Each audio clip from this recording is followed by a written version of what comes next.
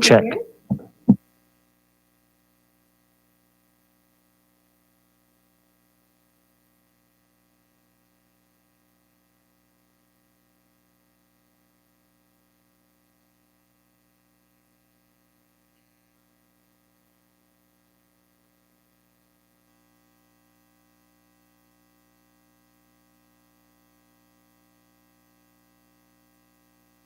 Check.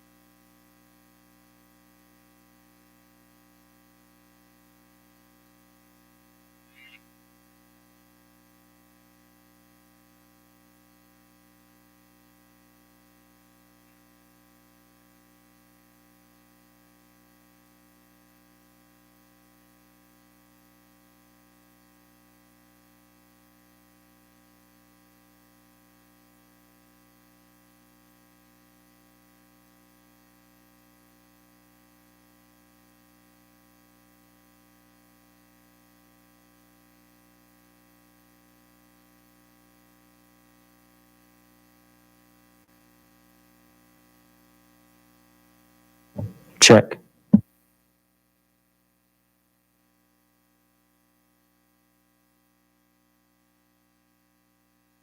check,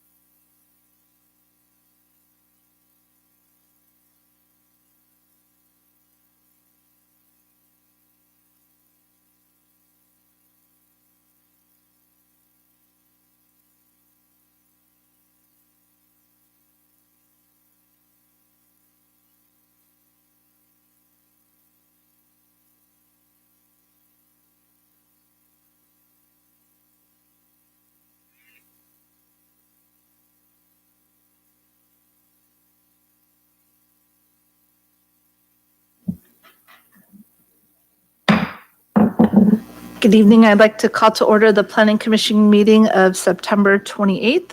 And I'm going to ask Commissioner Murphy if she will lead us in the Pledge of Allegiance this evening.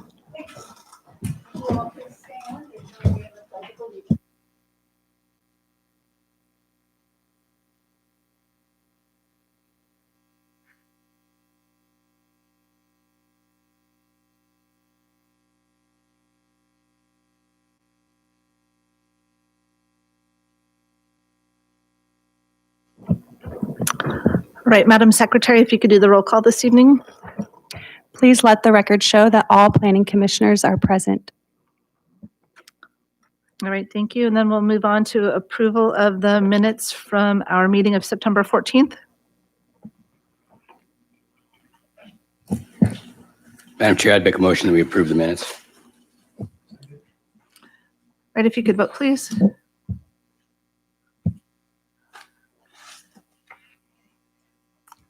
All right, so those minutes pass.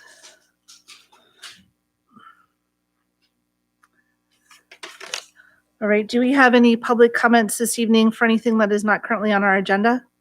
No, Chair Opal. Thank you. So with that, we will move to the consent calendar, which we have no items this evening.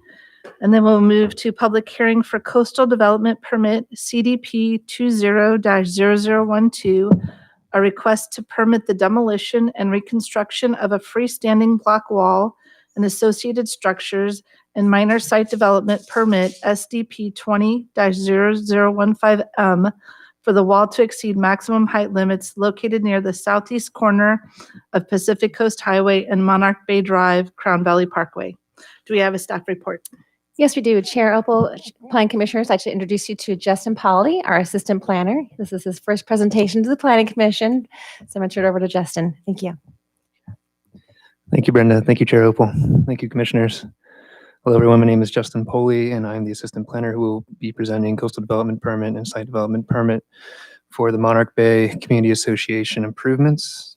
The project is located near the intersection of Crown Valley Parkway and Pacific Coast Highway in the front portion of the Monarch Bay Community Association.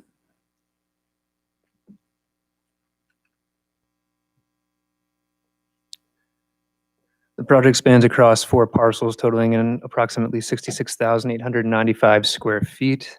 The site is bordered by the existing single-family residences located within the Monarch Bay Association, as well as across the street there, across the Pacific Coast Highway, would be the Monarch Bay Commercial Plaza.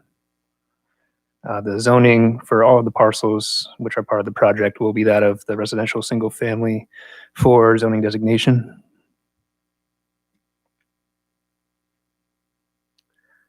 So on to the existing conditions on the site. You do see in the red, there are the existing combination of existing masonry block walls, freestanding, as well as some fencing, chain link fencing. It's broken up into 4 different walls and/or fences, which extend from the beginning of the Monarch Bay Community Association, the main entrance, down south on Pacific Coast Highway. The walls vary in height between a minimum of 3 feet and a maximum of 6 feet. And there's also existing landscaping on both sides of the walls, which again extends down the Pacific Coast Highway. Here are just some field pictures of the existing conditions on site. The picture to the left here, you can see, is taken from Pacific Coast Highway and shows the existing ficus trees that extend along Pacific Coast Highway in a southward direction. To the right, you can see just an example of the current state of the masonry block wall and the chain link fencing, which exists on top.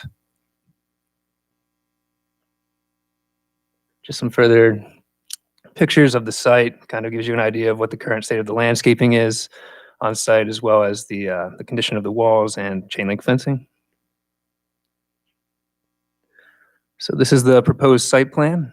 So the existing wall and chain link fencing will be taken out and replaced with a single masonry block wall, freestanding masonry block wall. On each end of the wall, you can see in the yellow diamond shapes, those are 2 pilaster columns, masonry block pilaster columns. The height of the wall itself starts at a height of 5'6". That's at near the entrance of the Monarch Bay community, and then it steps up to a maximum height of 7'6". In addition to that, there is going to be a new irrigation system installed and rehabilitation of the existing landscaped area, totaling in approximately 14,242 square feet of rehabilitated landscaped area. The landscaping will include drought-tolerant plants, which includes both trees, shrubs, and some ground coverage. This is just a picture of one of the new tree types. It's called a cherry laurel that will be utilized as part of the new landscaping. Some of the areas that have the existing ficus will be removed when they're putting in the new masonry block wall and pilasters, and those areas that are where the ficus is taken out will be replaced by this cherry laurel. All other ficus will remain as is if it's not being removed per the construction of the new wall. Here's some elevations just demonstrating some of the heights that I went over of the new proposed masonry block wall, as well as the pilasters. The pilasters on the right-hand side will be lowest in height and will be near the entrance of the Monarch Bay Association. The maximum height is 6 feet from finished grade, ending down at the address of 311, which extends down towards the Pacific Coast Highway. The maximum height of that pilaster will be 8 feet as measured from finished grade. The block wall itself is constructed of oak-colored two-sided split-face block and is capped with sandstone-colored cap, and the same goes for the pilasters as well. Staff finds the project is consistent with the basis of approval for a site development permit, as the proposed wall and other improvements are appropriate for the site on which they are located by providing functionality in the form of a buffer between the Monarch Bay Association community and the Pacific Coast Highway. In addition, the proposed wall and other improvements are being developed in compliance with the Dana Point zoning code.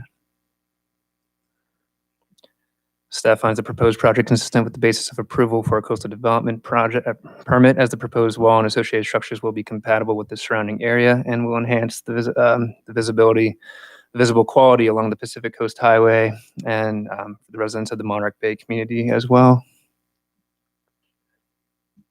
Based on the analysis, staff determines that the project is consistent with the policies and provisions of the Dana Point General Plan and Dana Point Zoning Code. Additionally, the findings contained in the draft Planning Commission resolution support approval that the proposed entitlement request can be made. Therefore, staff recommends approval of Site Development 20-0015 minor and Coastal Development Permit 20-0012 minor. That concludes my presentation. I'm available for questions along with the applicant who's in the audience here. Thank you and welcome on board. At this time, I'd like to open it up to commissioner questions. Okay, Commissioner McCann. Welcome, Justin. Nice job. Is the applicant proposing to put graffiti coating of any type on the wall? Graffiti resistant? Not that I've been made aware of, but I would let that applicant address that if you would like. Okay, maybe during the public hearing portion. Commissioner Donor.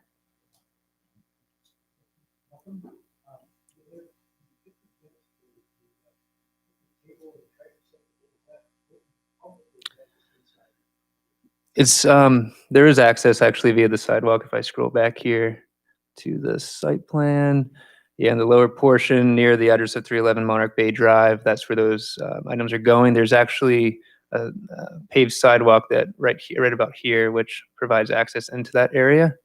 Now, will it be restricted just to the residents of the community? I'd probably defer to the applicant on that as well. I'm not 100% sure, but there is a gate over here next to this pilaster in the beginning of the entrance, which provides pedestrian access to Monarch Bay Drive. Thank you. Well. Yeah. Commissioner Vice Chair Nelson. Yeah, Mr. Foley, welcome. Nice to see you here, and appreciate your presentation. A couple quick questions for you.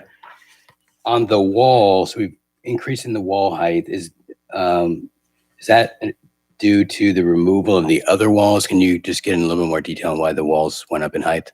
The walls have actually steadily increased in height. Actually, the applicant has informed me that there's some noise that's generated from the Pacific Coast Highway and some of the other communities down south, extending along the Pacific Coast Highway, and that's going to be used as kind of a buffer to drown out some of the noises, which could be created from adjacent properties. In addition to that, the trees that are going to be used to screen the wall, which include the existing ficus and the newly proposed cherry laurel trees, they're not going to be at a maximum height when they're installed, when they're planted. And so to kind of accommodate for that, the wall will be 8 feet towards the end of the property, especially where the noise could be coming in. And again, to just accommodate for the lack of growth that the newly installed plants would have. Okay, great. And then 2 more questions. Can you confirm that the chain link fence and the double wall condition will be removed as part of this? Yes, they will both be removed. Okay, as part great. of Thank this. you.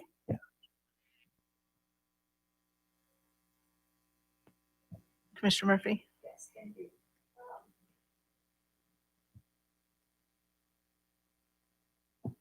You're supposed to do that for me every time.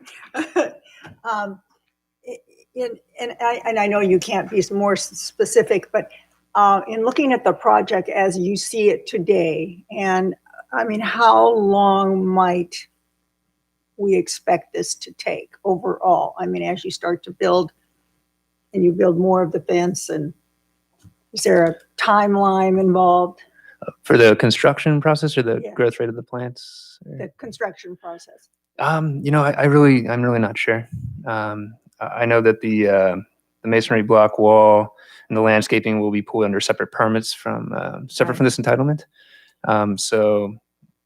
They'll be going through usually the plan check process, which can take a few weeks depending on turnaround and corrections and things like that. So I'd say anywhere from just for approval, a few weeks to a month, and then construction maybe tack on another month. But I'm not 100% sure about the construction side of it. Thank you.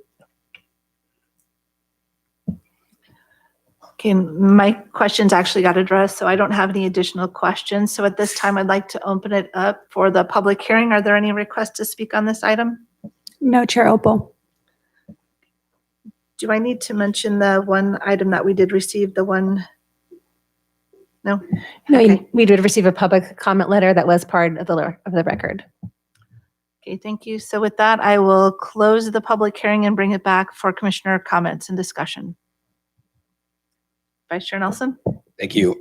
So I believe I visited the site, drive by it almost every day, and it's a very nice upgrade to the existing conditions out there. It removes a chain link fence, it removes the double wall condition, which is never a good situation. It conforms to our general plan or zoning, and our local coastal plan is totally appropriate for the area and for the city, and is definitely an enhancement to the area. So for those reasons, I will support this tonight. Commissioner Donor? I agree with Commissioner Nelson, and I think getting rid of the barbed wire is probably a very good thing. Thanks.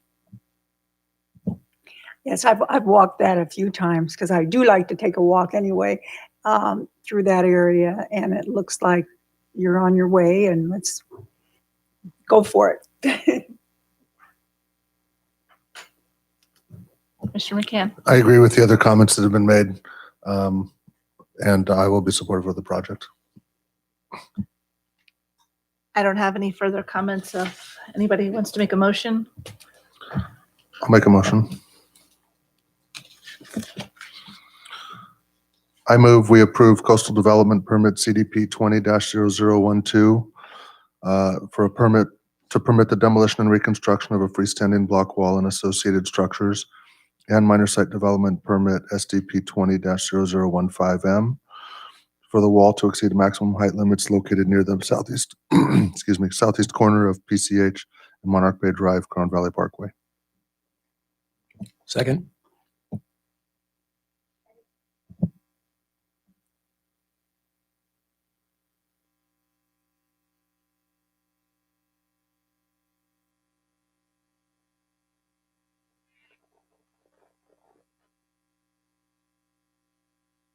Aside from that item, we're going to move on to old business. We have no old business this evening.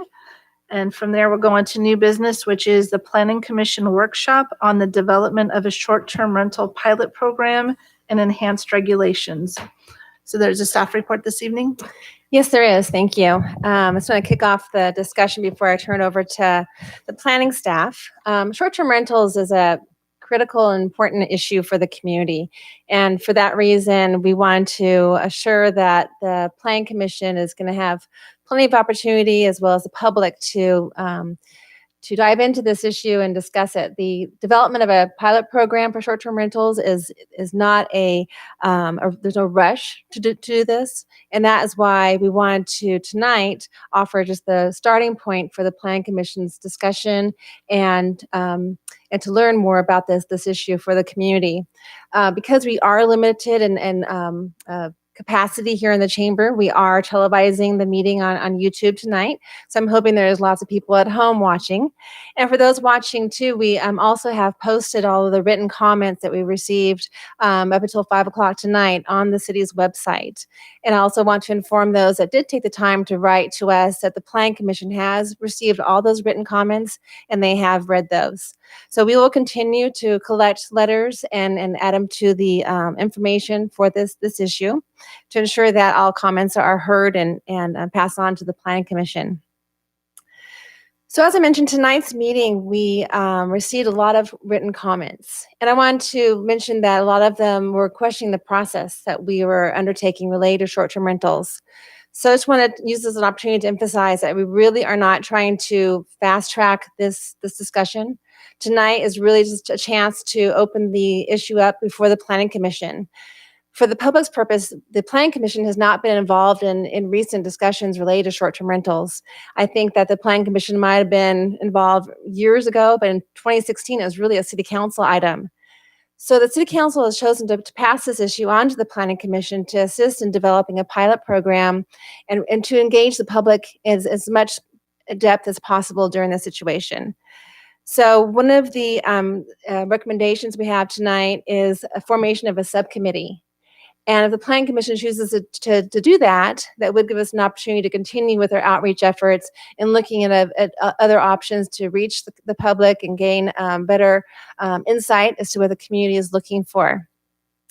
Another benefit of the subcommittee is that it might open up opportunities in the hopefully near future, but we'll have more abilities for public gathering. So we will continue to ensure that we do that. As I mentioned, tonight's meeting is just a starting point.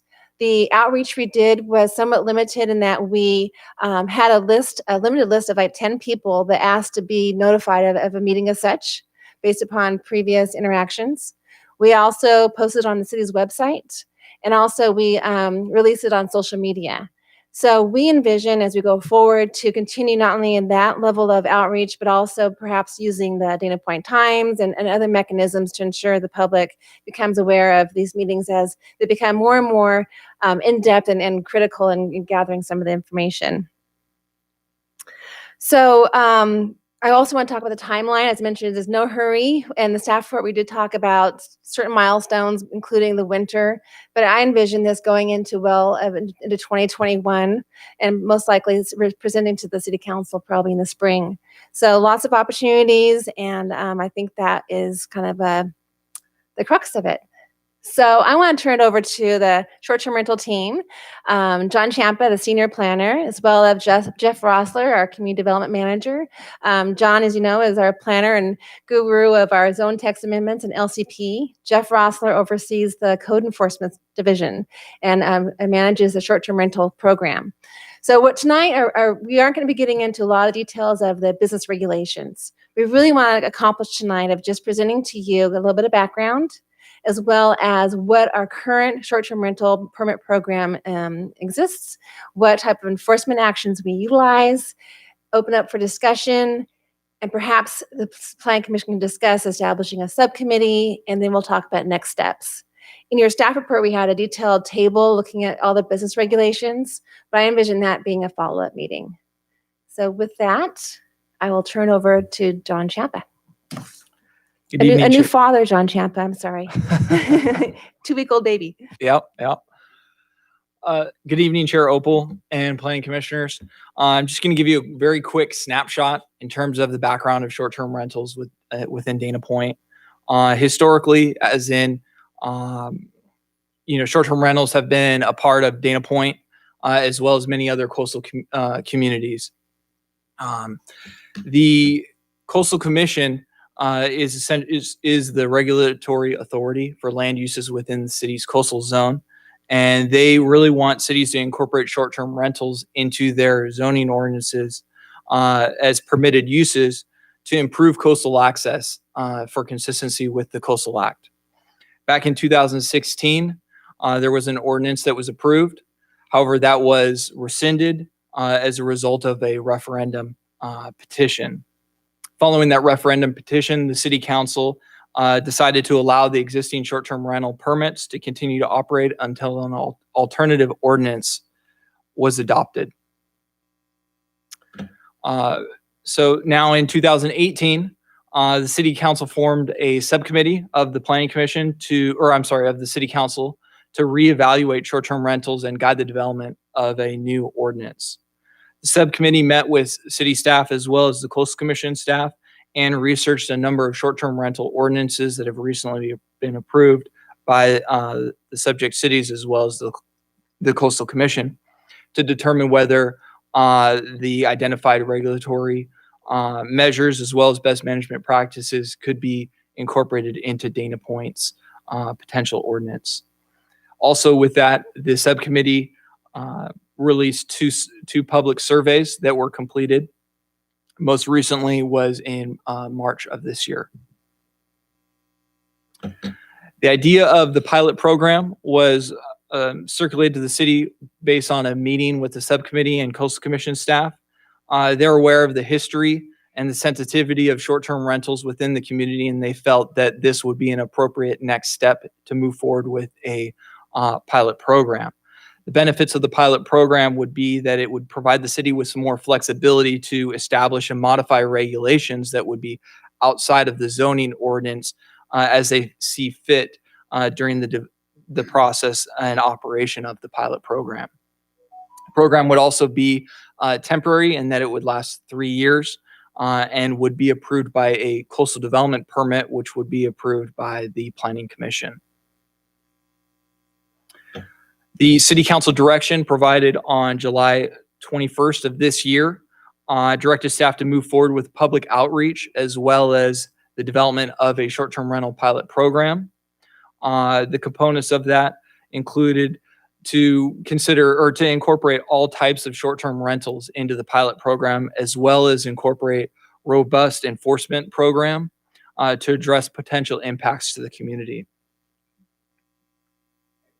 With that, I'm going to hand it over to Jeff Rossler, the Community Development Manager, who's going to be going over the enforcement as well as the implementation of the current short-term rentals. Thank you, John. Good evening, Commissioners. Chair Opal. Tonight, I want to talk to you a little bit about our efforts as staff over the past 4 years in implementing the business regulations that are in Title 5.38 of the Dana Point Municipal Code. You'll see the slide in front of you. There is 147 existing permits today. At one point in 2016, when we kicked off the program, there was approximately 165 permits that were applied for. These permits went through a process that we will get into in a quick minute, but those permits of those 165 were allowed to continue to renew annually since 2016. There's been a natural attrition of some of those permits, and you can see today we have approximately 147 as of the 1st of September. You also see on this slide that the transient occupancy tax has increased over the years as well, even though the number of permits collecting that tax has decreased. Taking a look at those 147 permits, we often get questions of where the primary residency is of the people who own and operate these permits. You can see on the slide in front of you that 30% of the STR permit holders live in Dana Point as their primary residence.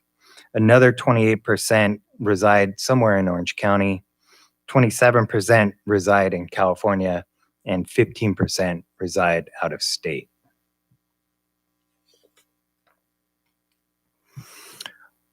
There's also been some talk and concern about where these permits are currently located throughout town.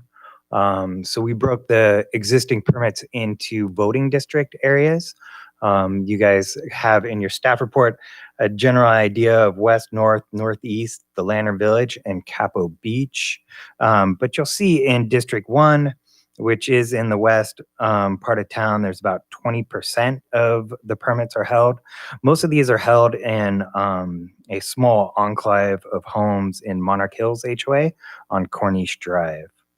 District 2 has 3% respectively. District 3 has 4%. District 4, which is the Lantern Village, has 31% of the existing permits. And District 5, you can see we split it up between Capo Beach itself and on Beach Road, but together they have a total of 42% of the permits.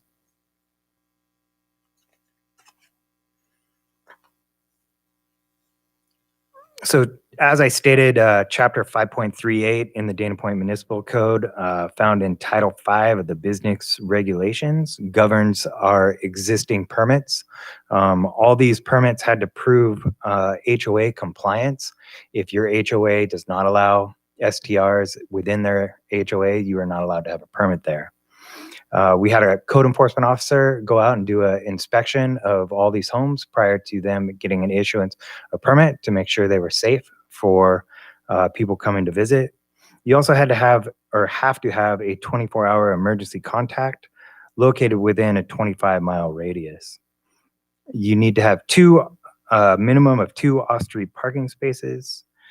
There is a definition of nuisance in the code, and you definitely cannot have weddings, parties, bachelorette parties, conferences, or events that would normally trigger a special event or a temporary site development permit. If you're advertising on the web, you must include your STR permit. So if anybody's searching the web looking for a place to stay, they'll know that these are permitted and licensed by the city of Dana Point. There's a minimum of 2-night stay on our existing STRs. There's a maximum occupancy of 2 persons per bedroom plus 2 additional persons within the house. And if the owner is notified that the tenants have created a noise or a nuisance, they must pay attention and prevent reoccurrence of that nuisance within 24 hours time period. As stated by both John and Brenda, the code enforcement team is responsible for enforcing and regulating these business regulations. In 2017, we contacted a third-party vendor that does monitoring of the webs and lets us know when anybody advertises a short-term rental within town.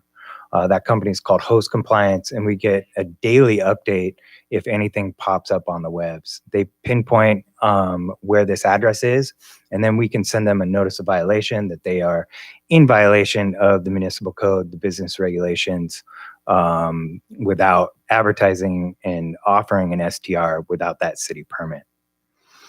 They also run a 24/7 hotline. So if anybody is neighboring a short-term rental property and there's a noise complaint, there's too many cars, there's too many people, they are not following the business regulations, somebody can call in 24/7, talk to a real life person, and that nuisance complaint will get forwarded on to code enforcement, myself, and the code officers.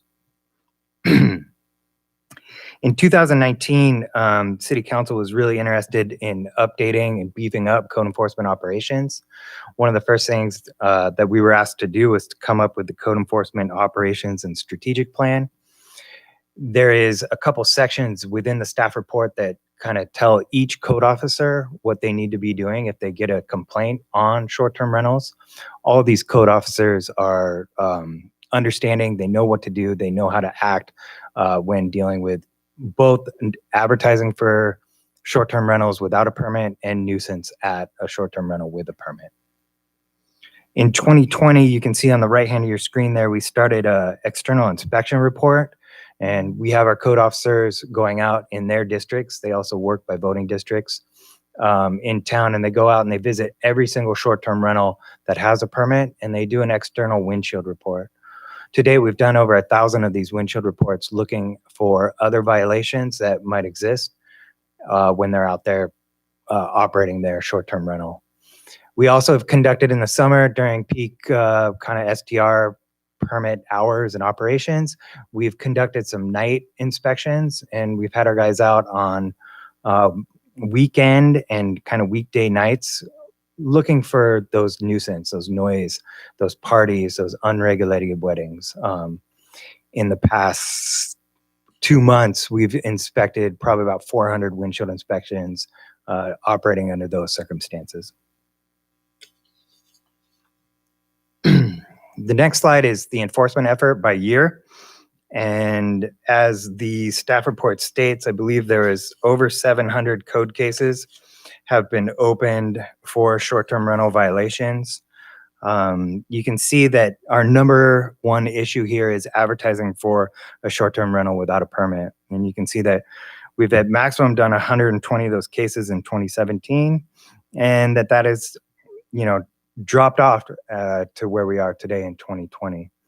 Public nuisance at permitted STRs is relatively low. You can see there wasn't much of an issue some of the first years. In 2020, there appears to be more public nuisance that are out there, but I just want to remind you guys that these are nuisance cases. So the staff is directed to open a case every time we get a complaint and then go out and follow up on the complaint. So just because there's a case doesn't mean that it was founded or unfounded. And you can see there's some numbers on citations issued. And when we find that there is a nuisance within a permitted STR, we'd normally issue a citation shortly thereafter.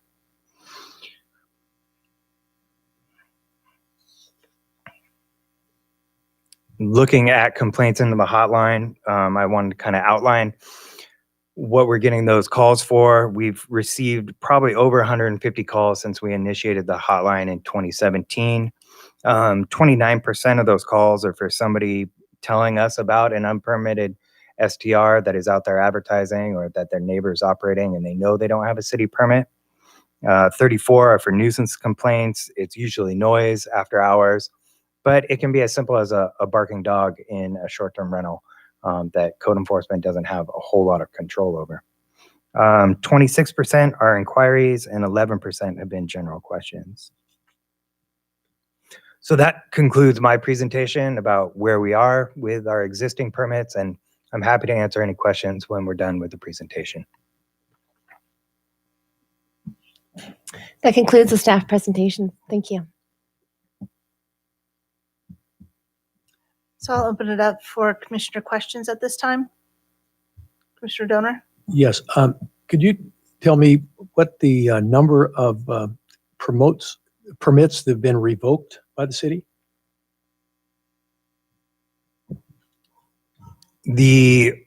All of the permits that were applied for was done in 2016. Unfortunately, I was not in this position in 2016. I believe that number is very little, but I can definitely look into it and get that information back to you. And the number of the unpermitted short-term rentals, is that the number was 700 and something? Was that current, or is that what started out? So the number of unpermitted STRs, we've done over 700 code cases. I believe the number of code cases for unpermitted STRs is probably in the 500 number. We're down to, I believe, 6 today that are currently operating without a license and advertising. Thank you. Vice Chair Nelson? All right. Got a bunch of questions. I'm not sure which one of you guys will be the right person to answer it, so I'll just start firing these off and then go from there. So do we know or have data on what an average rental unit is per night?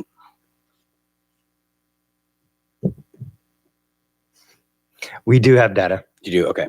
So as part of the process, data would be, we'd be able to get a hold of that and see it. I believe so. That data was all pulled from web-based searches on Okay. all of our permitted STRs. So they range anywhere from 100 a night per room to about 700 per night per room. Okay. Let's see. Next question. What is the permitting cost?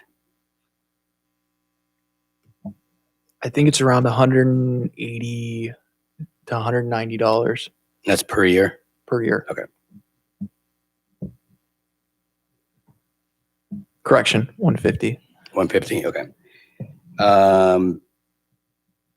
So I'm looking at the regulations are under document 1, and there's a provision or I guess my first question is this proposed pilot program language and not existing rules that's in this matrix and document 1, supporting document 1? Do you know? There are some that are carried over from the business regulations. There are some that were incorporated or recommended by either staff or the city council subcommittee. On the notice provisions, do we currently notice anybody? No. Okay.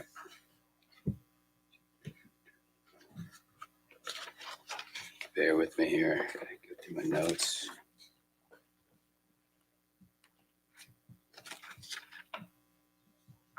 So when you talk about violations, nuisance violations, and the requirement to rectify it in 24 hours, if it's a noise violation and there's that somebody calls in, how do we as a city verify that there was a noise issue? Do we have a process? If there's nobody, if nobody's there to see it or hear it, does it happen? How do you guys go about determining whether there's a nuisance violation or just, a non-nuisance issue? Yeah, that's a great question.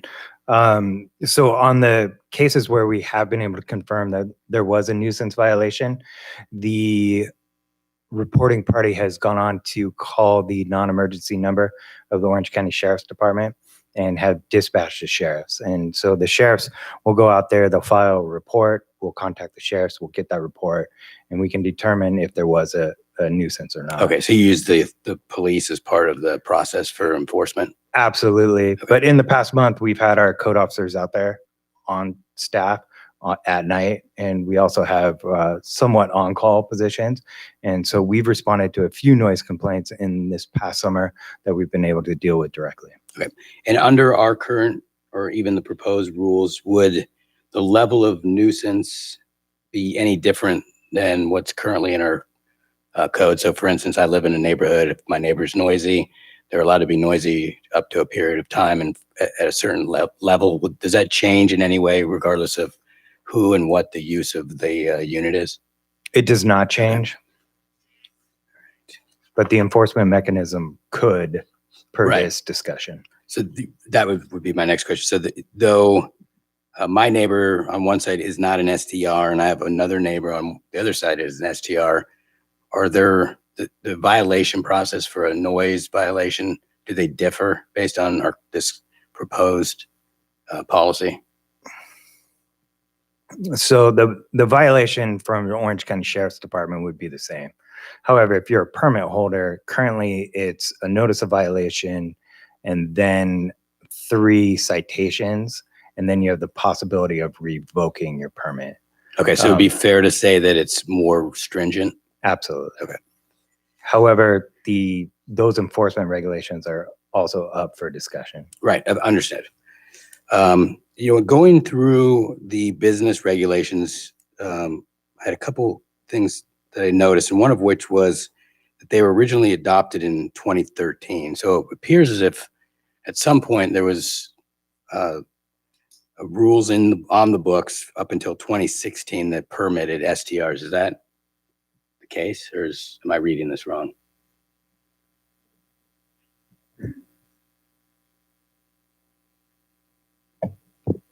Yeah, generally the case. So the way that things occurred, I believe it was 2013, and might have even been before then, is that we amended our zoning code to allow short-term rentals. And then we also adopted business regulations and then had to submit the change in our zoning code to coastal. And that was 2016 when they responded, Um, somewhere around there. yeah, hard to remember dates, Okay. but yeah, a while back. And coastal responded and wanted to see some changes with respect to what the business regulations were and then where they were located in the code. So whether or not they were in the zoning code versus a normal business Got regulation. it. Okay. So this covered the entire city and the coastal zone, and they wanted to see it amended to be more specific to the coastal zone, probably. Or actually, probably doesn't matter at this point. Yeah, Okay. yeah. They wanted Um, some bigger enforcement ability, I think, on their end to make sure that we were not enforcing the regulations in any way that would either act to prohibit short-term rentals or discourage them. So I think from their perspective, they wanted to be able to enforce some of our business Gotcha. regulations Okay. effectively. So less stringent rules, basically. Yeah. Okay. Got that one. So we're going through the original, I think it's original business regulations. When there's an inspection for a permit, what are they inspecting for? If I remember correctly, it's been a while, but there's about a 20-point checklist that the code enforcement officer goes through. They're looking for safety measures, making sure smoke detectors are there, carbon dioxide detectors, fire extinguishers. They're making sure that the number of rooms match the number of rooms on the permit. They're looking at that parking regulation, making sure there's 2 spaces. So they're just kind of checking off the things that are in the business regulations and making sure that the home complies and is safe for visitors to come and visit. Okay.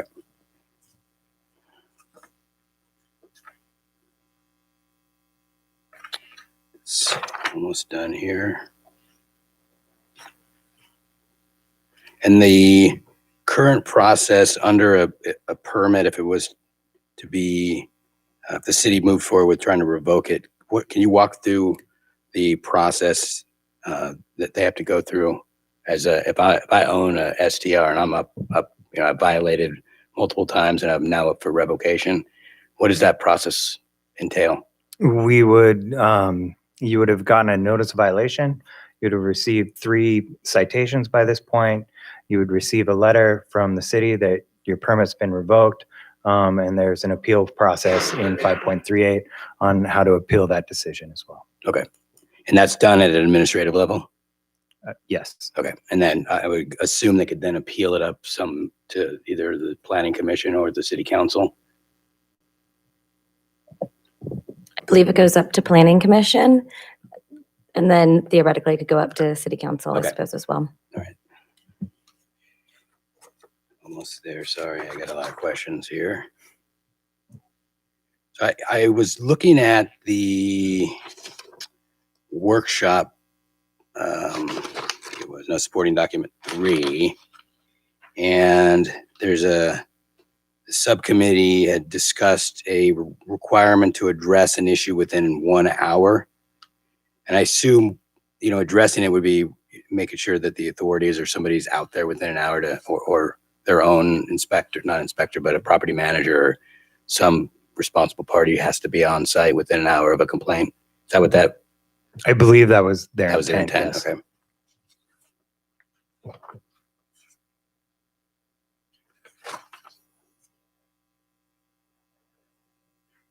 And the advice letter from the Coastal Commission, can we get a copy of that? I haven't seen that, the 2016 letter that outlines what they're advising cities to do. Supporting document 8. Oh, it's in here. Okay. The last 2 pages of your staff report, 3 pages, is a copy of that letter. Okay, got it. Thank you.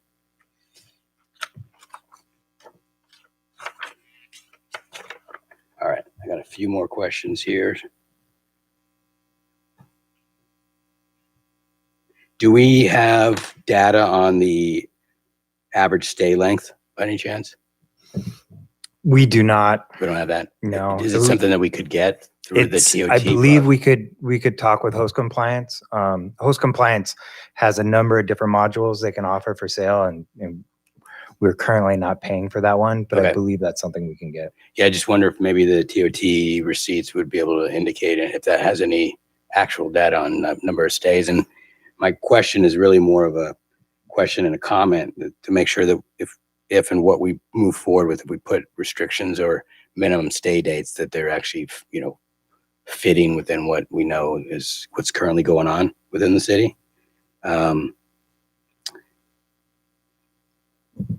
That is certainly something that host compliance or another contractor could do for Okay, us. okay. I think you talked about this, but I just want to make sure I understood what this was. There was a note in the staff report about windshield inspection. Is that really the drive-by? When your officers go by and just do a quick inspection, that's a windshield inspection? That's correct. Okay, There's that's about 10 different questions on a little thing they fill out quickly. Form, it's a digital form, and Okay. that's correct.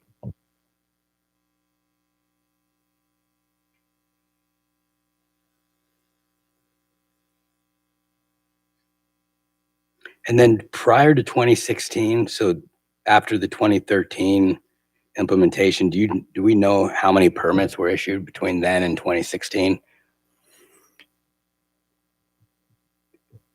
The greatest number of permits that we received TOT for in 2016 was 165.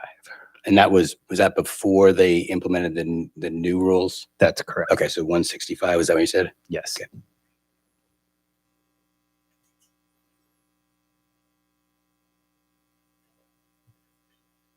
And then on the HOA discussion, what's the Coastal Commission's position been or guidance that they provided relative to HOAs? And, I know that at one point they were making a claim that HOAs couldn't restrict short-term rentals, but I've never really dug into that in any detail. The previous ordinance that was approved by the Coastal Commission and was subsequently rescinded included the HOA provision in there for compliance. So the Coastal Commission for the city of Dana Point has basically been on record to say that they're okay with that in terms of the permitting process. So leaving it to the HOA to determine whether or not they'd be permitted. Correct. That. Now, Okay. with some other cities, they have had other, direction. However, not every city's the same. And so based on the city and its makeup in terms of affordable overnight accommodations or just overnight accommodations, that has been their direction is to abide by HOA regulations. Okay. And as a resident, how would one know if they actually have a permitted short-term rental on their block next door? Is there any online resource for them that we currently have? There is not. There isn't. Okay. All right. I think those are my questions. Thank you very much. Commissioner McCann? Thank you. Eric knocked a few of mine off, so that's good. The majority of the complaints were for unpermitted short-term rentals, correct? Is that an accurate statement? That's correct. So in reality, those complaints are not based on the actual permitted short-term rentals. They're, violators who are non-compliant with the program. Is that an accurate statement? That is an accurate statement. Okay, thank you. With this pilot program, has there been any discussion or talk of like a target maximum number of homes or units in the program? There is not. Okay. And I'm wondering what constitutes a violation to the owner, a violation that leads down a path towards revocation, citations and revocations. Because I read section, the violation penalties section of the code, and it talks about owners failing to comply with the standards, owners, willingly violating, failures to pay fines and such. If someone has a unit in the program and their guest creates a noise problem and then they respond and go and warn and threaten that guest, the next night. But then the guest has a lot of noise issues or whatever the next night. I mean, is that a violation of the owner?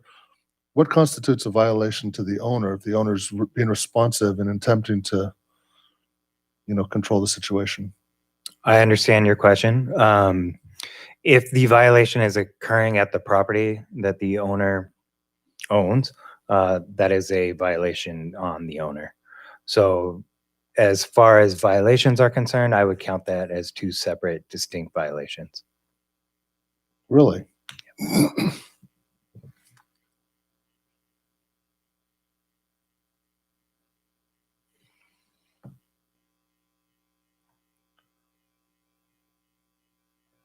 Because that's not how I read the violation and penalty section. Okay, thank you. That's all my questions for now. Commissioner Murphy, do you have any questions?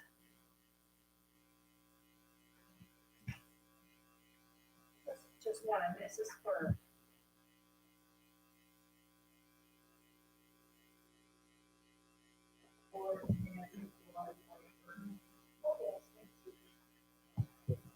Thank you. I'm looking at the City Council staff report and minutes of July 21st, 2020. City Council review of the STR survey results in consideration to direct staff to develop a homestay STR program survey results and consideration. So this is what we're doing now, or are we going to expand without the City Council or go in another direction?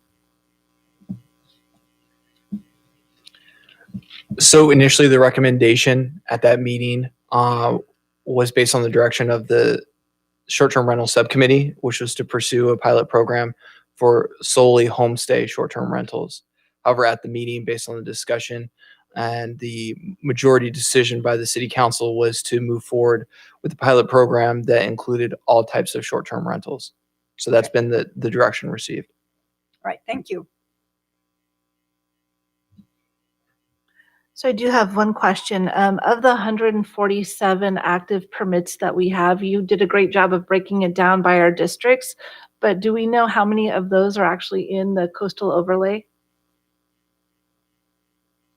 Do you know? Okay. I don't know, but I can certainly get that data for you. That would be a good number to know, basically, how this ties in with Coastal Commission and the push for this.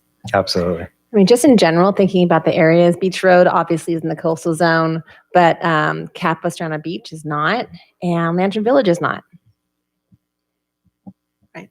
I'm sorry, Commissioner Donor, you had more comments? Yes, I my original comments were for the enforcement, but I had another question, and Jonathan, this may be for you. On the, there's three categories on the supporting document 1. The homestay short-term rental, where a resident lives in the home full-time and rents out 1 or 2 bedrooms. The second is a primary resident short-term rental, where a residential unit is owned and occupied as a principal place of residence 50% of the time. And then there's a caveat that says, or a residential unit where the owner's primary residence is in Dana Point. And then the third category, non-primary short-term rental, a resident unit where the owner does not live in the residential unit at all. But if someone lives in Dana Point, but they don't ever live in the site, then it seems like there's a lot of, that's very confusing to me. And it doesn't make sense if somebody doesn't live in the place ever, they should be in the category of non-primary short-term rental. Does that make sense to you? It certainly does. I think the definitions that are presented here are up for discussion. The idea was that perhaps we wanted to distinguish between somebody that lived in town and would be nearby and invested in the community versus someone that did not live in town. So you're right. I mean, the definitions here can certainly be reviewed and modified as the Plan Commission sees fit. Thank you, because I think that would be three categories where you either live there full-time, or you live there part-time, or you don't live there at all, period. Thanks.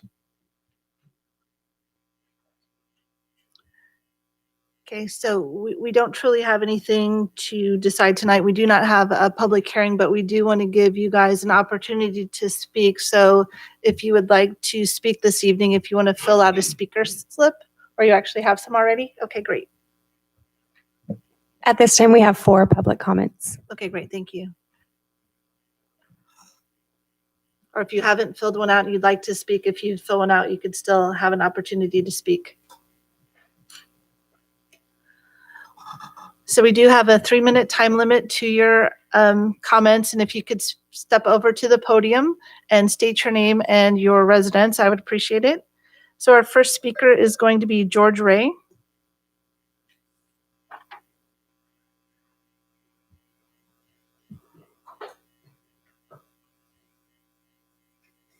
Thank you, Planning Commissioners.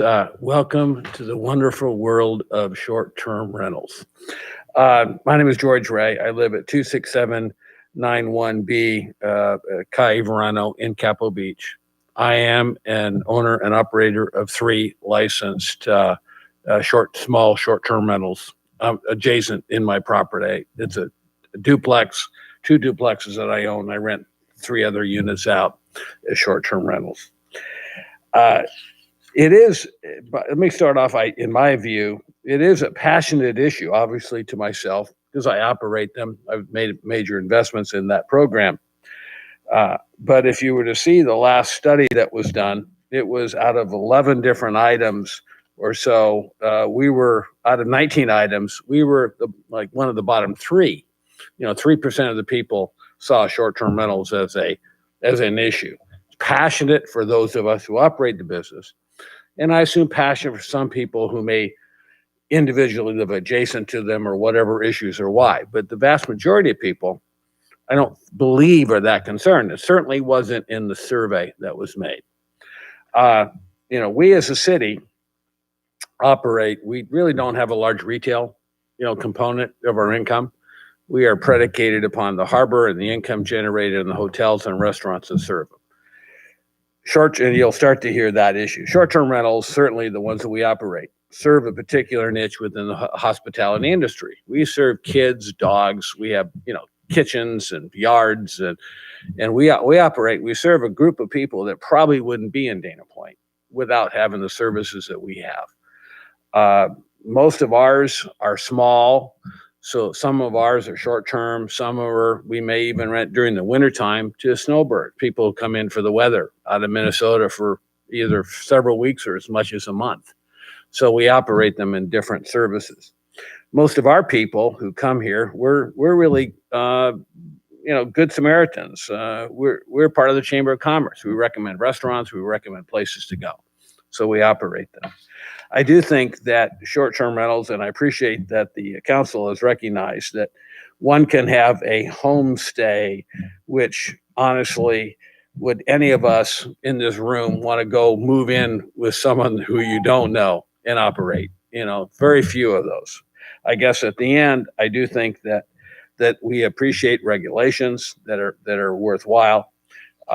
And that those are the kinds of discussions I think that we can have and happen to have a dialogue. And you'll see some other people who also represent and who operate short-term rentals, and they'll echo some of my comments and amplify others. Thank you.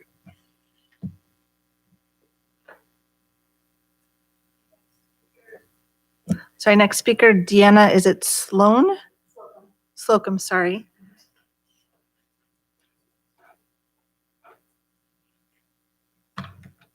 Good evening. First of all, John, thank you for inviting me to this meeting. It's very useful. It's very helpful to have a new conversation with a different group of people. I've been involved in this discussion since 2015, And I, for example, went around town in Dana Point to all the businesses when we were talking in 2015 and 16 about the ordinance and about the future of short-term rentals in Dana Point. And I asked them, the business owners, to tell me how they felt and put their name on a petition that they wanted short-term rentals. I had over 120 signatures from restaurants, from businesses. They get it. They get that people that come to stay in Dana Point are going to spend money here. For example, the people that come to my little home that I have in Lantern District, which is consider my second home, my retirement home, which today I use as short-term rental. They come there and they want a garage for their paddle boards or their surfboards. They want a little yard for their dog. They want a kitchen so that they can have make their child's meals without having to go to a hotel or a restaurant kitchen. So these are the people that come to Dana Point to stay in a short-term rental. I drive by my rental on Saturday nights at 9 o'clock. And the entire community is dark. If there are lights on and there are people in my living room, more than the number that I know of, which is usually 2 to 4 people, I will call them and I will tell them to shut it down. That's how serious I am about this. I don't want people damaging my relationship with my neighbors who don't even know that I'm having a short-term rental in most cases. So the short-term rental conversation, yes, is a very passionate one. It's also, in my view, a property right. This is my property. I want to be able to do with my property what I need to and what I enjoy doing, which is welcoming people to this wonderful town of ours. And I don't think that the government should be stepping in and telling us what we should do with our properties. It could be a long-term rental or a short-term rental, but we should have the right to say what we want to do with those properties. For example, next door to my property, my short-term rental, I have a long-term tenant. Not a great advantage for the community right now. He's the one that makes nuisance calls because he hates short-term rentals. So a lot of those nuisance calls that are going against the short-term rental owners are because the fervor around this topic is so great that if somebody knows that you have a short-term rental in the community, they will make a nuisance call just to do it. But there's never any citation issued. So I would like to see that as part of the stats entered next time. How many actual nuisance calls turn to citations on short-term rental owners to be able to have a more educated discussion on this. But in the end, I have to say, our enforcement team here in the city of Dana Point is amazing. They are doing exactly as Jeff said. They drive around, they issue, they call, they issue citations. We need that as a community, and I want to preserve the community aspect of Dana Point. So that's why I'm very careful about what I do with my short-term rental, and I believe my co-owner, co-short-term rental colleagues are the same. So we care about it, we're passionate about it, and we welcome you to the discussion, and we hope we can be of any assistance that you need. I would like to say one more thing. Jeff, there is a map online for people to find out where the short-term rentals are in Dana Point, and you can zoom in and see the general vicinity, even down to some cases the street and cross street of where that short-term rental is. Thank you. All right, the next speaker, Miriam, is it Rupel?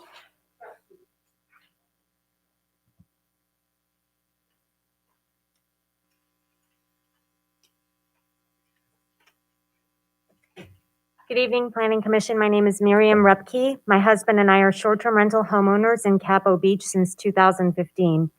As young home buyers in Dana Point, short-term renting our home was the only way we could afford to buy. My husband had recently got out of the military and was a full-time student. We purchased on the premise that we could short-term rent. As owners of a short-term rental, we take this privilege very serious. We are good neighbors and we are extremely hands-on with our property. We screen all of our renters thoroughly. They're required to sign a 10-page, very litigious rental contract. They must abide by rules such as no noise past 10 p.m., absolutely no parties, no smoking, no excess vehicles, and being respectful of our neighbors. Our home is in an area that is predominantly multifamily with long-term rentals. I can say that with 99% confidence that none of the other landlords on our block can enforce the strict rules that we have imposed on our renters to their renters. In fact, our neighbors have all commented that they have not once had any issues with our home, however, have constant issues with the long-term tenants that live on the block. So as we come before you here today, we as short-term rental owners are asking that you look at this topic objectively and help us come with an ordinance that is fair, logical, and based on actual facts. The facts are that the city spent tens of thousands of dollars on 2 surveys that yielded very similar results, that short-term rentals is a non-issue for the citizens of Dana Point. Out of the list of serious issues in Dana Point, short-term rentals was at the bottom of the list, and only 26% of those surveys said that they wanted fewer STRs in our community. Additionally, the number of complaints for short-term rentals has been minimal.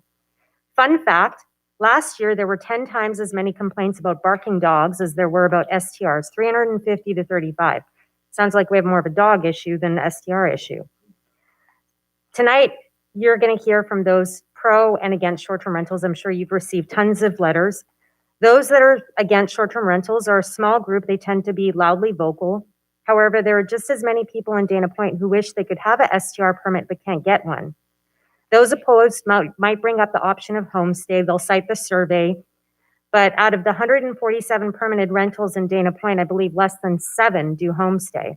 And unless you're a college student or a single person, I mean, who does homestay? If you were to rent a house with your family, are you going to rent it with other people in there? Probably not. So the other thing too is with the survey, I feel, and some of you had also commented, that there weren't enough options given. So it was primary residence, non-primary residence. If there were other options given that, for example, if it's a non-primary residence with an owner who is living in the city or local representation, I feel that the survey would have yielded different results. But we're open to this pilot program, and we are open to better enforcement to address the problems at hand versus eliminating those of us who are good neighbors. Maybe we can come up with a 3 strikes you're out or something. We're open to these options. Bottom line, we welcome an ordinance that will allow for responsible owners to rent their homes and still be good neighbors. Thank you. Okay, next up is Joe McNulty.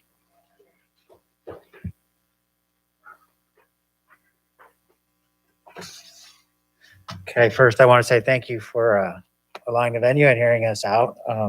Our family's owned a house down on Beach Road for 65 years. It's a place my dad built, and of the 65 years, we've been short-term renting for 45 years. And believe it or not, in the 45 years, we've only had to kick one person out, and it had nothing to do with noise or the neighbors or anything like that. It was simply he chose to disassemble a Harley Davidson on the carpet in the living room. Thought it was a good idea. So totally different. But it leads into my next point, which I think the reason that we have such a low complaint and violation record is, one, we have a contract that stipulates all of this stuff, noise complaints, parking restrictions, stuff like that. So they come in knowing that there are rules they need to abide by.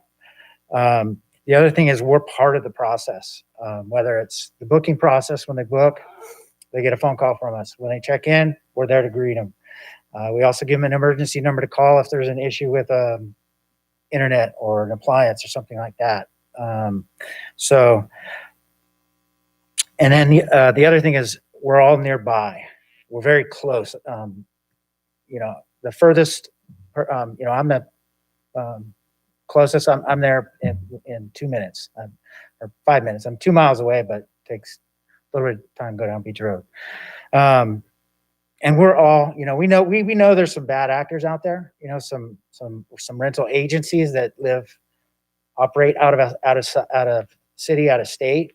And if you just look at their reviews, you'll realize that they're bad actors and they're not in it for the right reasons. So we're absolutely for reasonable ordinances that will make this a better process all around. So just to make that clear. And then aside from the money, I think it generates from the bed tax. Everybody's touched on it. All the local businesses, from the surf shops, the restaurants, the bars, they all benefit from that as well because there are people exploring this city. And we've had a lot of tenants come because we've been doing it 45 years. So we've had people at 20 years and they get to know the city so well. And I think it's up to 4 people now that they've explored the city and they've had such a good time that they've actually come and bought a home in Capitol Beach, or one was in San Clemente. So I think it's just a great way to experience Capitol Beach, Dana Point. So that's it.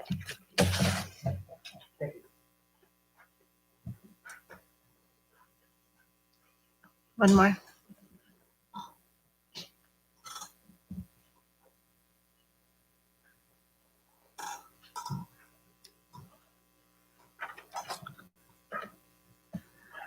Okay, Jeff Perry.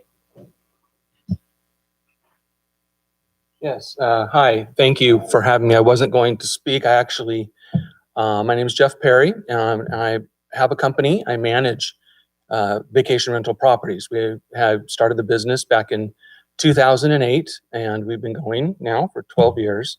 10 of our properties are here in Dana Point, and the other 10 are between San Clemente and Laguna Beach. So I have already submitted my comments, I believe, on Friday. But thank you I just have a couple of things that I wanted to say. I'll keep this brief. But as these next couple of workshops go, I know there's going to be a lot of attention and focus on the owner and things that we need to do with the owner, potential ways that the home needs to be worked on. I think what we need to keep in the back of our heads is and we've touched on this a little bit, some my fellow vacation rental owners, is the guest experience and what the guests are experiencing and how we as a city need to be treating them. So I think we can't lose sight of the fact that, we need to be a welcoming city, for this. And so I don't think everything needs to be so punitive necessarily. One of the ways I know that we have addressed the noise nuisance, and I addressed this in my letter, is that we actually have imposed a 4-night minimum stay. I know some people that I have a 3-night minimum stay. It's not actually financially worth it for us to take a 2-night booking. They can go to a hotel, for 2 nights. And I think a lot of that's just they just self-eliminate. My place isn't even available for Friday and Saturday night. So the idea of coming to my house or any of my homes, condos, on a Friday or Saturday night party, not even an option. And if you look at the record, I don't even think we even have one. And I've been doing this for 12 years. So I just wanted to put that out. That was in my letter. Also, well, you know what? That was it. Those are just a couple of comments. I don't want to lose sight of the guest. I think that's what I think we're all about. I think we're all about having people come, enjoy themselves. We love this city. That's why we're doing what we're doing in this city. Like I said, I live here and I work here. So thank you for having me.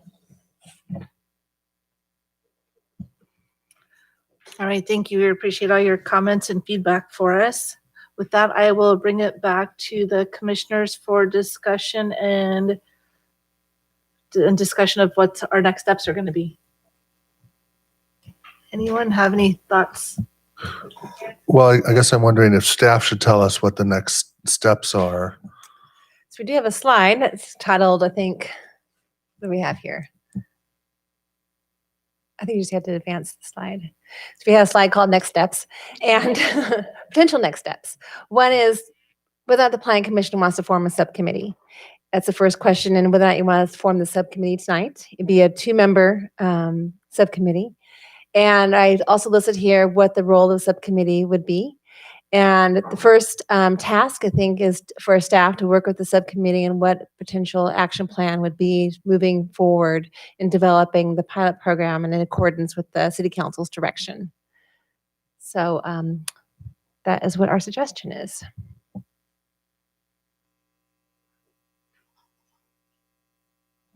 Vice Chair Nelson. Yeah, thank you. Thank you for coming out and sharing your thoughts tonight. And just to be clear, I've taken the time to read all the emails, all the letters that we received over the past few days, and that were also included in our staff report. And it was discussed tonight. This is a very passionate issue on both sides, whether you own one or live near one. Depending on your experience, it's certainly has the direct result of how you feel about these things. And I think, what I know is that, the city doesn't hear about the good ones, right? We don't hear about people that are operating these things appropriately, that are dealing with, bad guests because they don't have them. But we do hear about the ones that are bad. And unfortunately, those are the ones that get all the attention and ultimately end up in a situation where we have to deal with it in some form of a regulation or rules. And, unfortunately for us, we have the Coastal Commission that's breathing down our neck, and we can't ignore them either. So, my preference would be that we don't have any process, that people who own their homes and their residential properties can do what they want with them, as long as, they're not breaking the law. And that unfortunately, only lasted for a few years and or for a period of time before technology. So what I know is, and I know many families that I think Beach Road is a great example. I know 4 families that have been vacationing down there for the last 35 years. They used to go to the local realtor they would have to get the keys and that whole process. And now, that's been advanced through technology. And I think one of the challenges with technology is it's a far faster than we are as human beings in being able to actually deal with the technology. It's way ahead of us, and we get into these conundrums where we try to solve a problem that we created in the first place. Because one solution would be to get rid of Airbnb and all the other platforms, and then the problem would go away, I would assume. But nevertheless, I don't think that's an option for us. A couple of things I just want to make sure I'm clear on, and staff maybe jump in if you can just or make sure that I read this clearly. So the recommendation original for the homestay was from a subcommittee. It was not the city council, and it was not any group. It was 2 members of the city council proposed that, and it didn't get passed. Is that true? That's correct. Okay. And I don't disagree with I think the city council made a good, wise decision, because the reality of home sharing is, probably very unlikely. I know I certainly wouldn't want to vacation and watch TV with somebody I don't even know. And I think it doesn't actually speak to the reality of these short-term rentals.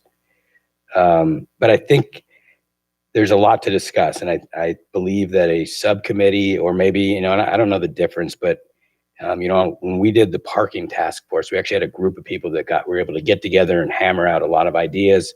And I don't know if that's a better solution, and if we have the opportunity to add that instead, because my thinking would be that it's a couple planning commissioners. There's several people here tonight that have a ton of experience, maybe residents who have complaints that can give us feedback. I think the more we can learn about what's working, what's not working, the better off we'll be. And that's certainly a discussion we can have.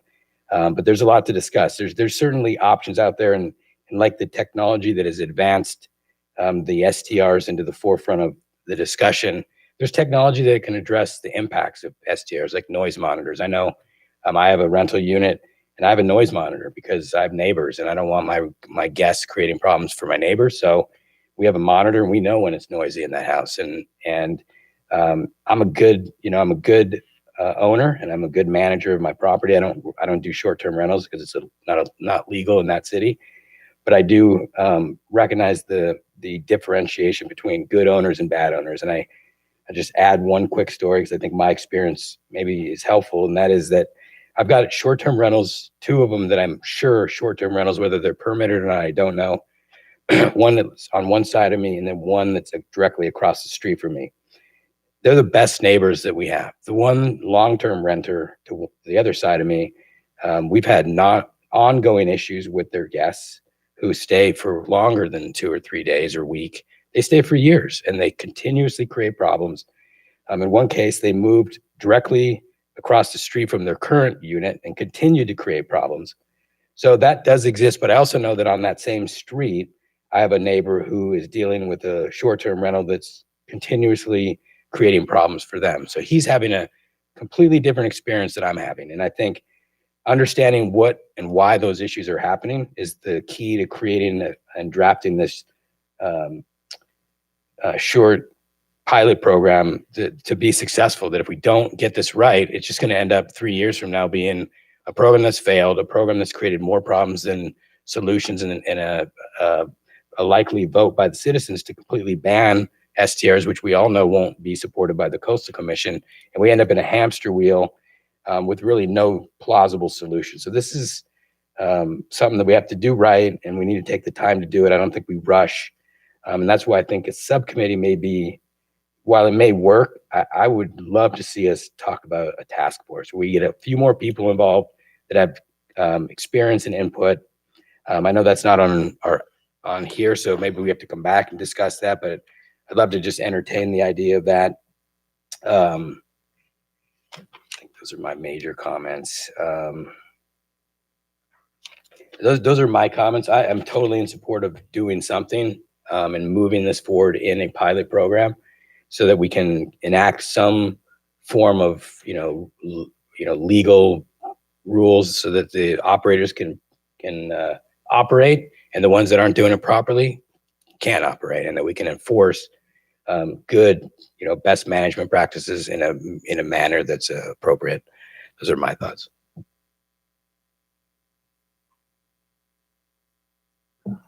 I totally support Commissioner Nelson's thoughts. I think having the staff coordinate, and if we have the Planning Commission as members, but also having people that are for and the people that are against. So the people that are against it, let's hear from them. Let's hear what their solution. What do they suggest?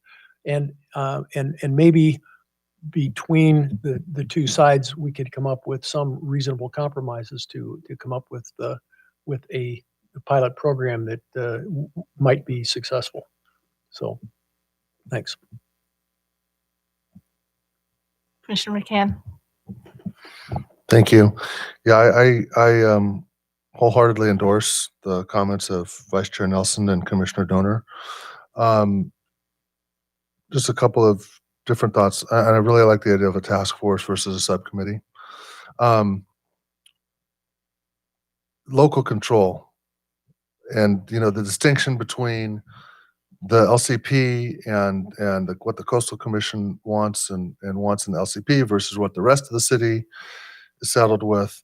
I'd really like to see that we take a hard look at what goes into the LCP versus what just as regulations and business practices that are in our municipal code and are not in the LCP. Because over time, this is probably going to change and need some massaging. I mean, who could have envisioned, Airbnb and VRBO and all that stuff prior and their explosion?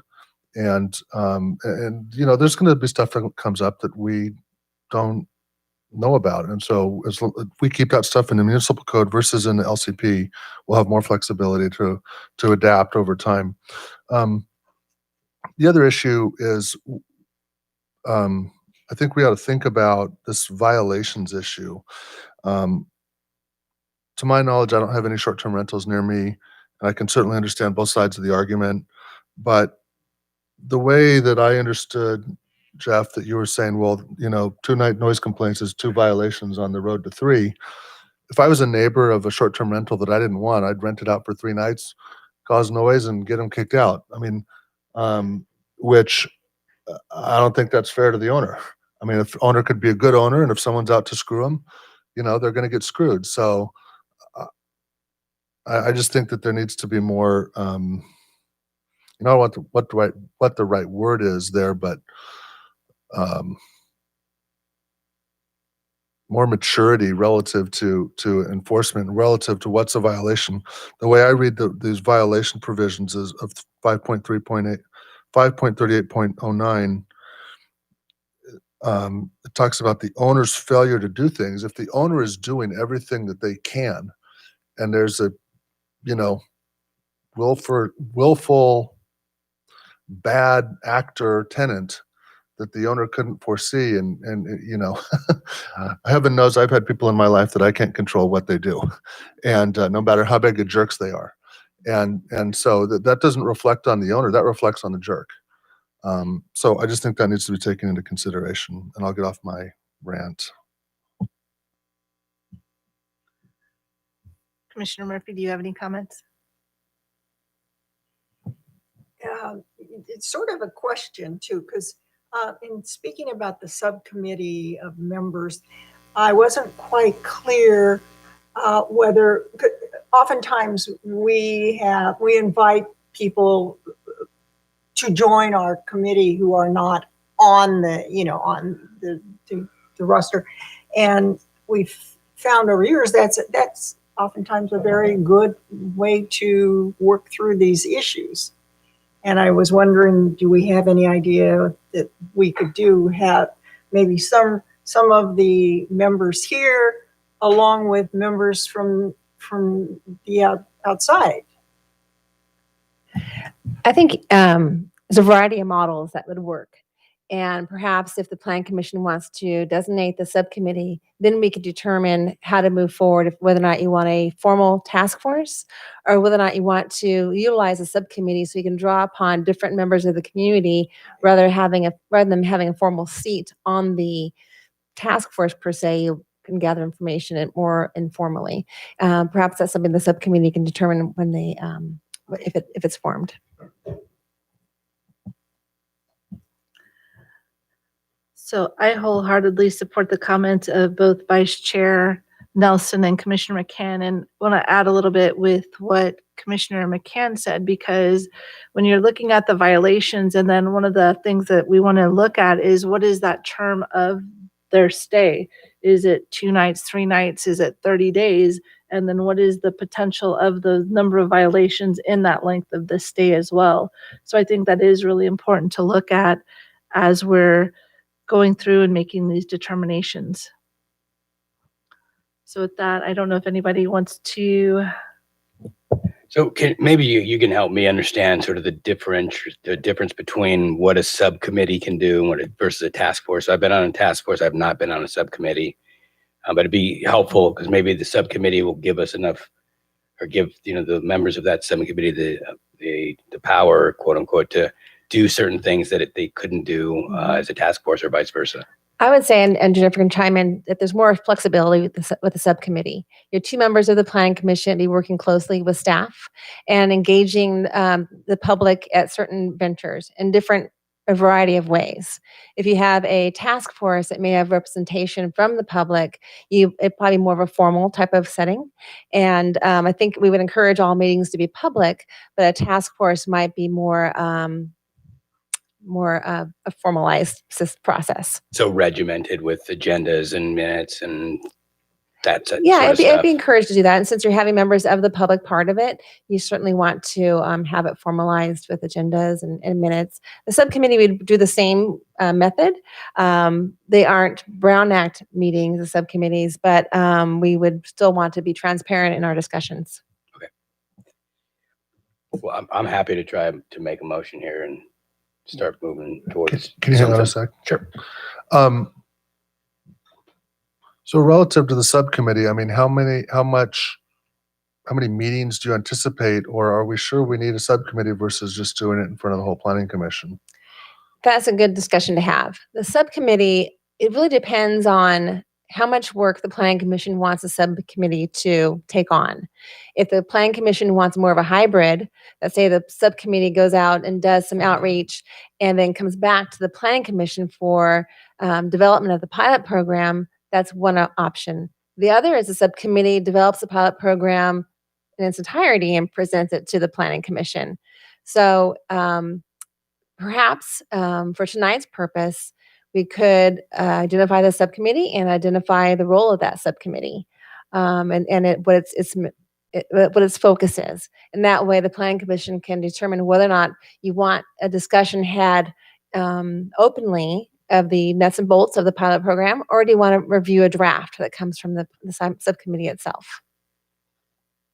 And I'm just wondering, I mean, I know my fellow commissioners pretty well at this point, and it seems like we're all kind of hands-on. I mean, I would think that we would all want to, well, I won't speak for everyone else, but it wouldn't surprise me if kind of we all wanted to be involved and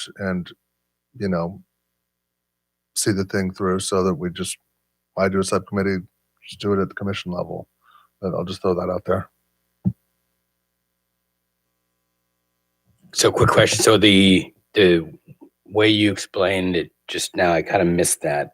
So there'd be the subcommittee could, I'm assuming with staff, create a draft pilot program that could then come before the commission. That would be one way. And what would be the other way? For the subcommittee to gather public input and then come to the commission and share that public input, but as a whole commission, you develop the pilot program rather than the subcommittee developing the pilot program with just 2 members. So kind of like what Commissioner McCann was saying, developing it as a group in a public forum rather than a draft being presented by the subcommittee. That being said, our typical approach is to have staff develop something kind of like what we have here in the packet to start the conversation. So just the two different ideas. Okay. Might be several others out there. So nothing is in stone. But it seems to me, when you say have public outreach and then see what the public wants and then come back to the full commission. I mean, I don't know what public outreach some subcommittee is going to do compared to the 2 citywide surveys that have already been commissioned by the council. You know what I mean? I mean, it seems like, I don't know. So We're going to get some anecdotal information from tonight, these fine folks, then some people in opposition, but that's all going to be relatively anecdotal compared to the more comprehensive survey that's already been commissioned. One thought I had though, Commissioner McCann, is that with the subcommittee, what it'll allow for is engagement of groups of people in a setting that doesn't require 3-minute time limits. And my biggest concern with trying to do all this right here, the whole thing would be that we do have limits on what we can do, or we have to remove all those limits and kind of have open mic night, which, could be a good situation. I think engaging, one of the things I learned about the parking situation and the parking amendments that ultimately ended up getting, through Measure H&I, is that we as a city could have done a better job in engaging the neighborhood and the community and the members of our city. And as a subcommittee, I think we have, if there's a subcommittee, can go do some of that engagement and make sure that we're talking to all these stakeholders, not only here in a public setting, but also before the public setting, because again, we're limited in how much time they can share. And I think there's probably discussions that could take hours to really kind of fine tune some of the language that we would want to see work, that would go into a much better pilot program. So I don't think it should be done behind closed doors. I certainly don't believe that the subcommittee should go off and sort of draft up with staff some policy that then comes to the commission. I think they should go off, nail down some of the big issues that need to be resolved, and then come back and engage with the community and share what they've learned, and then get feedback from the rest of the commission to staff on what they should go do and sort of the issues that should be addressed as part of that policy. That's sort of my thinking, because it sort of creates the best of both worlds, where you have the opportunity to have long engagement, where you can go meet with some of the people that are complaining and finding out what those complaints are really about, as well as some of the members of the community that have 2 or 3 of these that know what works and have proven themselves as good operators. That would be my thinking. So again, I don't want to grandstand here, but I think trying to do this all in a public hearing may get a little cumbersome. So quick question. Let's assume that we go down your road, and I'm not advocating for a road, by the way. I'm just throwing out ideas. Let's say we go down your road, and there's going to be maybe some well-advertised community event. Hey, come and talk about STRs. Would the members of the Planning Commission that aren't on the subcommittee, would they be allowed to go and sit in the back and listen without being a violation of the Brown Act? Because even if I wasn't on the subcommittee, if there's going to be some big community event, I want to hear what is talked about. Certainly, the Brown Act would become much more of a concern if we had all of the Planning Commission present at a subcommittee meeting. That would be something that we would have to address on a case-by-case basis, but Brown Act would definitely come much more into play if all 5 commissioners were attending every subcommittee meeting. I think the biggest frustration that people have is they don't feel that they have input. I think some of the issues that I've dealt with at the city, there were times where I felt they were railroading something through, and there was a group of residents that said, just hear us out. I mean, you may not agree with us, but please just listen to us. So I think the opportunity we have is to listen to both sides and then gather as much information as we can. And then in a less structured environment, we can ask specific questions to code enforcement or to the planning group that we can then put something together and come back, and then the whole planning commission can then deal with that and then send the subcommittee back to do some more work if need be. So I think the time to have input is important, regardless of the conclusion we come to.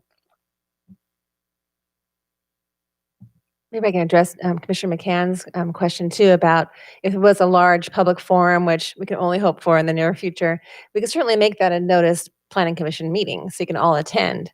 But what I foresee is the subcommittee having the flexibility to reach out to a variety of meetings and people at various times. So you want to have the flexibility to do that and ensure that everybody feels that they're listened to. And then if we have opportunities for larger gatherings, then we can certainly engage the entire planning commission.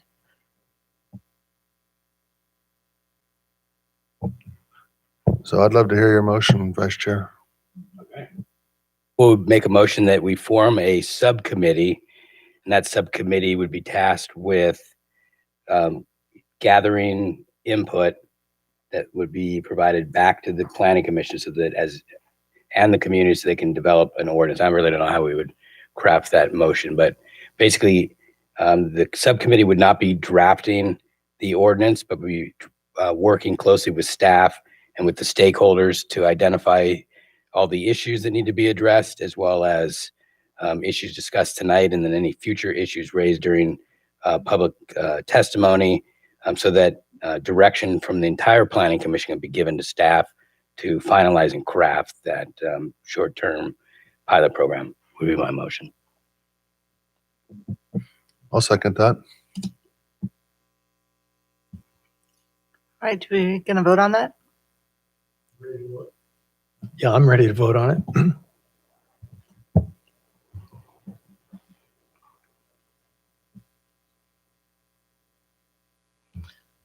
All right, so that passes. So do we have any volunteers for the subcommittee? I'll volunteer. I'll volunteer. All right, so Vice Chair Nelson and Commissioner Donor.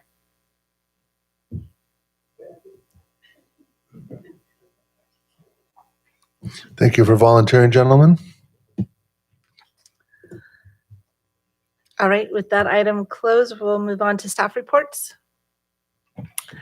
No staff reports other than to thank you all for the good discussion tonight and for your future efforts in making this pilot program something for the community. Thanks. Okay, and then do we have any commissioner comments for this evening? Commissioner McCann? Thank you. I'm curious, what's the status of the Wave Hotel? The Wave Hotel is likely going to be they've submitted an extension to the Coastal Commission. They are up against their expiration of their entitlements, and they are up to the deadline for their extension, but they're also close to getting their actual coastal development permit. That being said, because they are up to the deadline, once the Coastal Commission takes action on their extension, we might have to bring that back to the Planning Commission to also honor an extension. So that could be coming back to the Planning Commission before the end of this year, unless their coastal permit gets issued. So. Okay, great, thank you. And I just want to comment about, the STR program, and I mean, it seems like we have a good path, to go down. I mean, there's going to be a lot of a long road to hoe, but and it is, like everyone said, a passionate issue, but I'm optimistic about the direction. That's it. Any other comments? Right, with that, I will adjourn this evening's meeting until our next meeting on October 12th. Thank you.